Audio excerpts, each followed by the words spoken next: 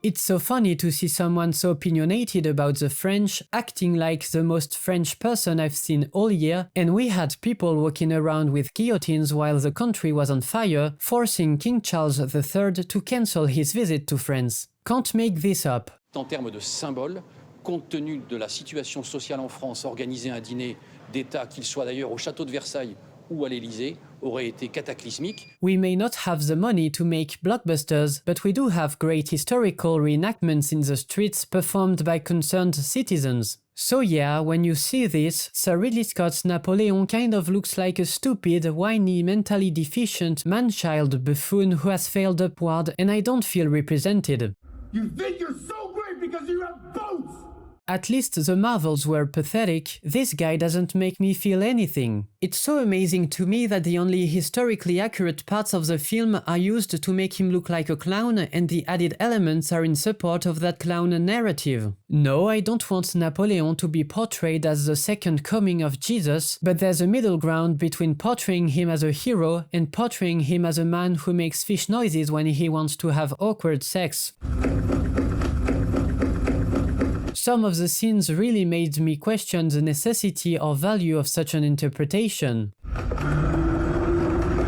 I don't know why it's so popular to deconstruct myth and heroes just to destroy people's hopes and dreams. And it's not even accurate, that's what's so funny about it. It's not a movie made in good faith trying to expose the man behind the legend. It's just a bunch of misleading and false information put together like some kind of low-effort hit piece made by some stupid news website that nobody reads. What did Sir Ridley Scott say to the critics who claimed this film wasn't historically accurate? Were you there? Or you weren't there? Then how do you know? I'm overwhelmed by such an intellectual position on the matter. Are we sure you're not French, sir? The most shocking part of this movie is the lack of depth and emotion. I don't know why they didn't make a film about me instead of Napoleon, because I'm clearly more interesting than him. The guy is supposed to be one of the most influential men in Europe, and he's the most passive character you'll ever see. We watch 30 years of his life and somehow he has no arc and he doesn't drive the plot. To be fair, it's difficult to drive the plot when there's no story. We are constantly jumping from scene to scene, period to period, with little or no context. It's like watching the entire first season of House of the Dragon in 2.5 hours. We don't know who any of these people are because the film has no supporting characters. But the film was butchered in the editing room and there's a 4.5-hour version that will fix everything. I don't care. There was no interference from the studio. Sir Ridley Scott approved this version. The project was stupid from the start. You can't fit 30 years of such an important man into 2.5 hours. The director knew he only had 2.5 hours and instead of asking for rewrites, he just removed half of the movie. So we have to pay $200 for a ticket to see an unfinished product, and if we wait 6 months and give them more money, they'll patch it up with extra content. What is this? A video game? Again, the director's cut is said to have 2 hours of extra footage. It's insane. Are we really going to pretend that a film cut in half is still watchable? Then I'm curious to see how those 2 extra hours will improve the story. The cut will focus more on Josephine. Thank God, the world needed more of her. I thought it was unfair to call this film Napoleon and Josephine, but that headline really makes the title and trailers look misleading. It's fine to make a film about his relationship with Josephine, but don't advertise it as an epic about Napoleon. I don't need to complain about historical inaccuracies because the film is bad in itself. The pyramids were never shot at, and Napoleon would never do that, but the real problem is that the scene is just stupid and boring. He shoots at 2 pyramids and suddenly he conquers Egypt. Great writing, guys. Can't he just shoot the bad guys instead? They're right there. Why is he aiming at outer space? Sir Ridley Scott said he wanted Napoleon to shoot the pyramids to show how easy it was to conquer Egypt. What? What have the pyramids got to do with the 19th century Egyptians? It's like shooting at Stonehenge to invade Britain. Anyone can throw stones at monuments, it doesn't make you a conqueror. I understand that although it's not a documentary gang, historical accuracy in biopics is boring, almost illegitimate, so let's pretend that the film is about a fictional character called Jeff. Why do the people and the soldiers love Jeff so much? What makes him a great military leader? What else did Jeff do besides war? What are his motivations? Why is he emperor and why did he abdicate?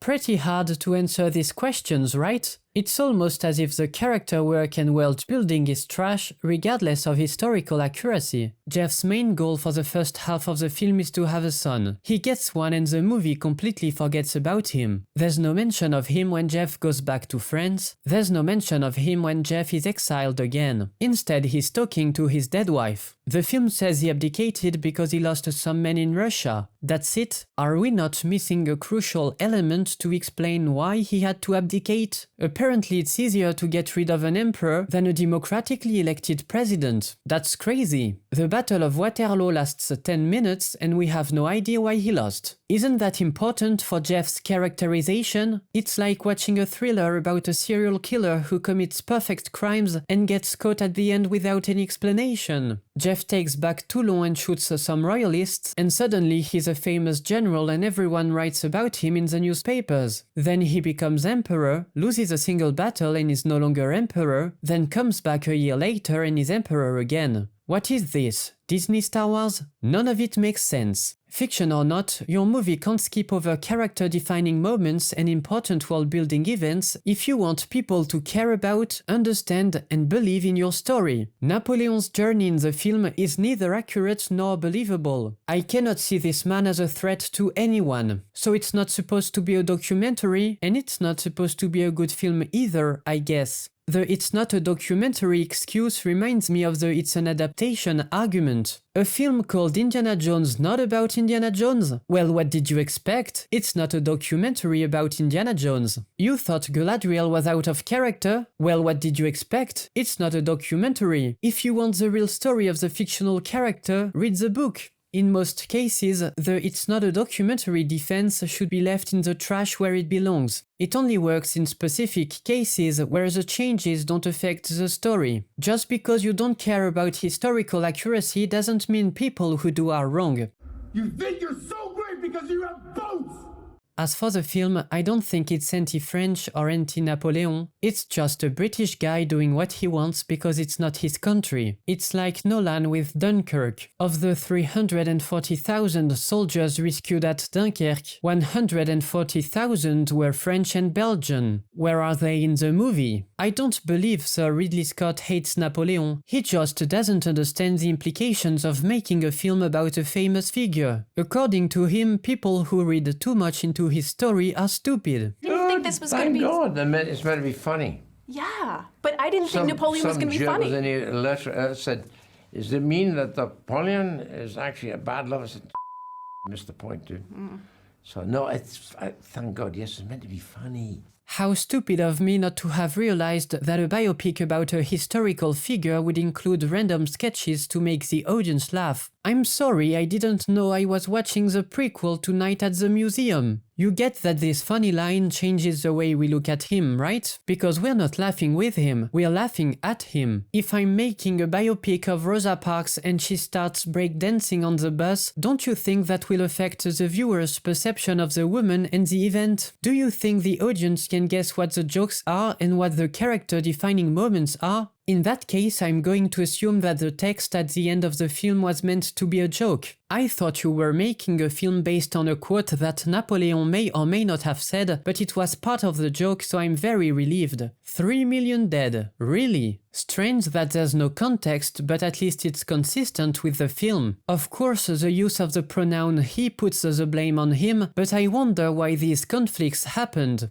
Toulon, Great Britain. Marengo, Great Britain, Austria, Russia. Austerlitz, Great Britain, Austria, Russia. Waterloo, France, Great Britain, Austria, Russia. Invasion of Russia, France. You make him sound like a conqueror trying to take over the whole world, and you conveniently forget that everyone attacked France because the monarchs were shitting themselves after the revolution, Sir Ridley Scott. I see 1.5 battles caused by Napoleon and 3.5 caused by Europe. I see 1 million casualties on the French side and 2 million on the coalition side. Crazy how you can say what you want with numbers. And no, I'm not biased. I visited one of the most famous enemy ship like 3 or 4 times. I don't care what happened 3,000 years ago. I wasn't there. I only hate the British because they destroyed Doctor Who, which is completely different.